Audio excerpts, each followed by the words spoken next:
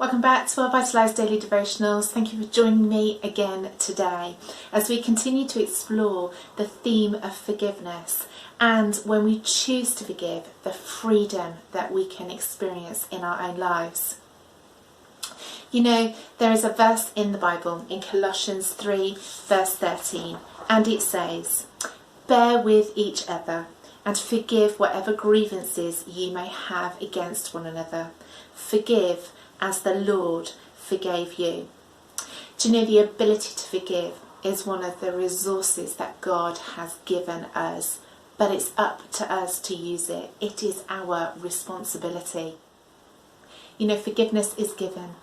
We don't have to wait for an apology in order to forgive. And forgiveness is what helps us let go of the wrongs done to us, that we may experience a healthy and a positive growth.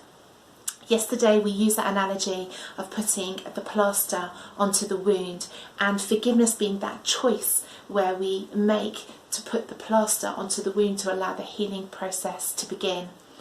When we do that, what we are enabling is our hearts to stay healthy. But it is ongoing.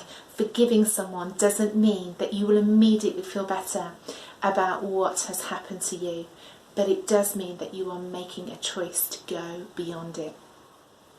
It is not about keeping score.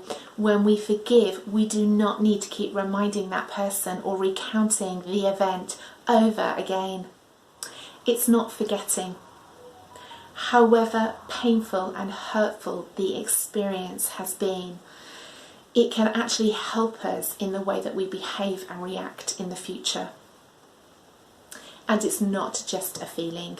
We may feel hurt and anger for a long time, but we can choose to forgive beyond that feeling.